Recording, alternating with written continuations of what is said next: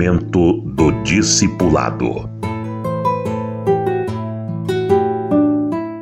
Como o apóstolo Paulo discipulou os romanos? Eu quero me basear basicamente na Epístola aos Romanos, no início dela, e no final do livro de Atos, que termina com Paulo em Roma, preso, mas fazendo a obra de Deus. O que o apóstolo Paulo fez sinaliza para nós princípios bíblicos e orientação de Deus para nós fazermos também. A ordem de fazer discípulos é para todos os cristãos. Não existe ordem na Bíblia para crente assistir reunião e ser um esquentador de banco de igreja. Se quer ser cristão, tem que obedecer o Senhor, fazer discípulos.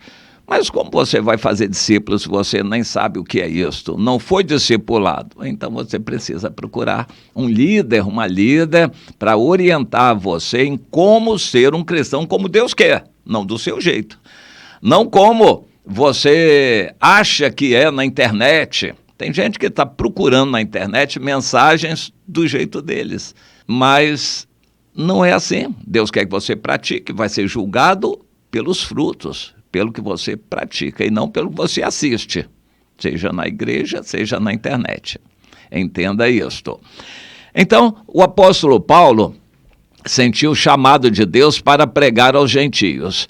Nós não temos esse momento assim bem definido, mas aparentemente foi logo do início, porque a palavra profética que ele recebeu, eu valorizo muito isso quando a gente se batiza, quando toma uma decisão em algum momento importante, os pastores, aqueles que são ungidos de Deus, oram, impõem as mãos, profetizam, e numa dessas o Ananias profetizou que o Paulo estava sendo escolhido por Deus para ser um instrumento que sofreria, mas que levaria o evangelho a grandes e pequenos no mundo todo, principalmente os gentios. Eu creio que desde aí o coração de Paulo já palpitava pelos gentios.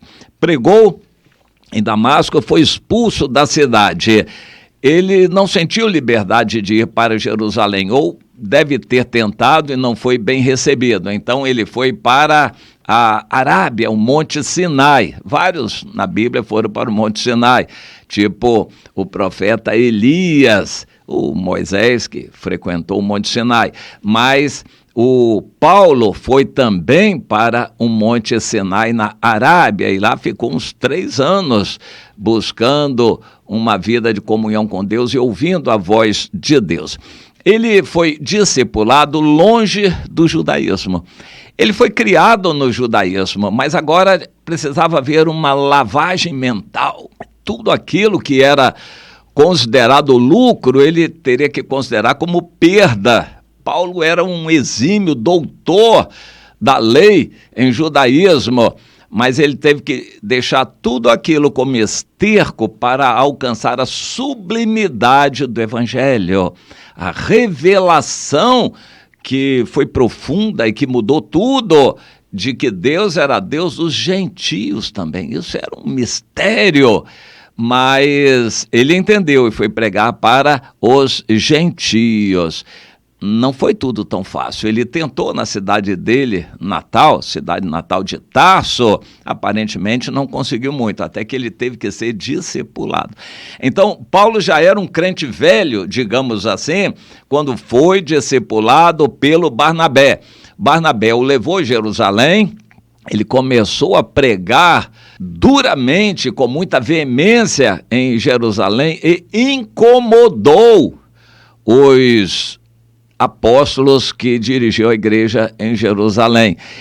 Eles já tinham recebido em Jerusalém a perseguição por causa do Estevão, mas naquela época de Paulo, eles estavam, ainda era Saulo de Tarso, ele estava pregando com veemência e testemunhando do Senhor, começou a incomodar os irmãos líderes, os apóstolos, principalmente o Tiago, irmão de Jesus, que já era líder na igreja em Jerusalém. Eles pediram para Paulo ir embora.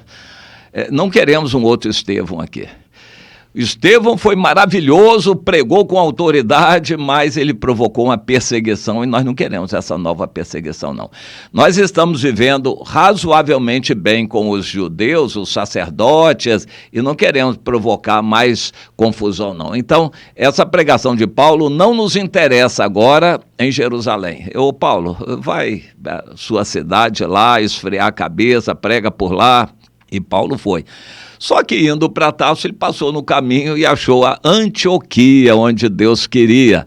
Ele foi para Tarso e o Barnabé teve que ser enviado para Antioquia e foi buscar o Saulo na cidade dele. Em Antioquia, Deus preparou e eles foram enviados para o mundo todo. E primeiro na Ásia, depois o chamado para a Macedônia, Filipos e dali por diante. Em um momento, provavelmente ele estava em Corinto, quando ele sentiu o chamado de ir pregar em Roma. Corinto era na Grécia, na Acaia, e Roma ainda era um pouco distante, mas ele sentiu o chamado. Roma era a capital do mundo, e ele sentiu esse desafio. Escreveu a carta aos Romanos, sem conhecer Roma. E então ele diz: Paulo, servo de Jesus, chamado para ser apóstolo, com respeito ao Filho de Deus, que foi designado Deus e Filho de Deus e Senhor com o poder, o Espírito de Santidade estava nele, e ele é nosso Senhor. Então, por intermédio dele, eu vim a receber graça e apostolado para a obediência por fé entre todos os gentios, dentre os quais vós também, romanos, sois chamados para serdes de Jesus Cristo. Então, a todos vocês aí em Roma que são chamados, eu dirijo essa carta e vou expor aqui as bases da vida cristã, as bases do Evangelho. Interessante, Paulo estava anteriormente escrevendo uma carta, mostrando nessa carta que ele tinha um grande desejo de ir para Roma e lá compartilhar algum dom espiritual para a edificação dos cristãos romanos. Eu acho isso maravilhoso. Ele não foi reinventar a roda, ele não foi abrir uma igreja paulina, ele não foi começar uma denominação de Paulo em Roma. Já existiam cristãos. Ele foi colaborar com os cristãos. Na carta ele manifesta o desejo de ir, depois, futuramente, ele foi colaborar com os cristãos que lá estavam. Meu irmão, você não tem que começar necessariamente nada novo. Ame todos os cristãos que estão à sua volta, de todas as igrejas. Nós somos um povo só do Senhor. Não temos que dividir nada de sectarismo. Nós não temos que fazer nada necessariamente novo, nós temos que edificar a igreja, que é a noiva do Senhor. Ame todos os irmãos que são do Senhor. Bom, muita água correu debaixo da ponte, muita coisa aconteceu. Paulo foi preso, pregou, abriu outras igrejas em muitos lugares, por fim foi preso em Jerusalém e enviado para Roma. Ele apelou para o julgamento de César e foi enviado para Roma. Quando ele chegou lá, uma viagem muito turbulenta, mas Deus estava sempre com ele. Quando chegou em Roma, mandou chamar os judeus. Interessante. Ele era apóstolo dos gentios, abriu muitas igrejas em muitos lugares, colaborou com as igrejas em todos os lugares, mas em Roma, primeiro, ele mandou chamar os judeus.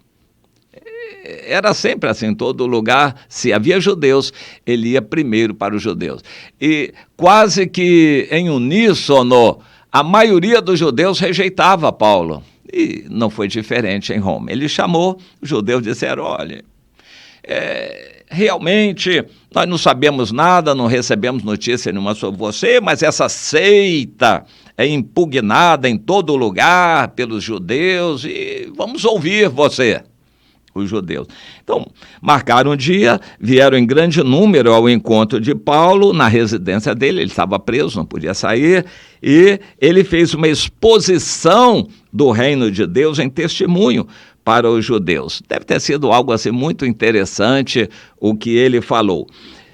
No final, houve alguns que ficaram persuadidos, alguns, e a maioria não. Foram embora e Paulo disse, olha, entenda, a partir de agora estou limpo do sangue de vocês, eu vou para os gentios, o que acontecia em todo lugar. E, de fato, ele foi para os gentios, a igreja em Roma explodiu em número, em qualidade, em crescimento espiritual. Foi a igreja que disseminou o evangelho para o mundo todo. A igreja de Jerusalém mais tarde acabou, de Éfeso também.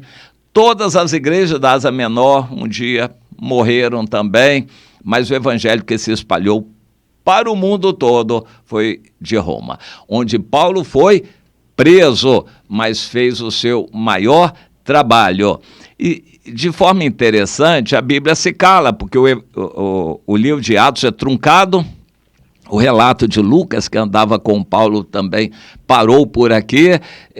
Lucas provavelmente tinha a intenção de continuar a escrita, mas não fez, e o livro de Atos parou ali. Só o iniciozinho do discipulado de Roma, dos cristãos em Roma. Eu quero fazer um fecho aqui. Para você discipular alguém, você tem que amar, querer a obra de Deus. Se você quer ficar em casa assistindo reunião ou no celular o dia inteiro pendurado, nunca vai ser um cristão. Se você quer fazer discípulos e obedecer ao Senhor, tem que disponibilizar tempo. Isso tem que ser para você a coisa mais importante. Ame as pessoas que estão à sua volta. Ame todos os contatos que você tem e proponha no coração falar de Jesus para todos os seus amigos, parentes, conhecidos, colegas. Isso vai ser o mais importante para você, falar de Jesus. Depois observe as pessoas. Primeiro, ame os que já são cristãos. Exorte-os para eles serem edificados e eles também falarem de Jesus para os demais. Como os judeus fizeram com Paulo, você não tem nenhuma expectativa boa a respeito de crente. Crente é uma raça difícil de se lidar. Você vai amá-los e vai falar com eles. A maioria não vai dar a mínima bola para o que você falar. Eles não vão colaborar com você, não vão sair para evangelizar com você. Um ou outro pode ser. A maioria está satisfeita com a sua vida? Preste atenção. A maioria dos crentes está satisfeito com a sua vida acomodada de igreja. Não conte com eles, mas não esmoreçam o seu ânimo. Fale para os de fora, os outros, e fale para quem quer ouvir. Visite as casas e reúna com eles e ore com eles. Deus vai trazer pessoas para ouvir você, se você quiser falar. Se você quiser obedecer o Senhor, diga para Deus, Senhor, eu quero discipular alguém. Deus vai se encarregar de colocar alguém no seu caminho. Você vai ver Deus agindo, mas você tem que querer. Faça como Paulo, ele manifestou isto na carta que ele escreveu aos romanos e depois Deus fez cumprir. Se você tiver esse propósito no coração de querer gastar seu tempo e amor para cuidar de vidas, Deus vai fazer pessoas virem até você, de um jeito ou de outro.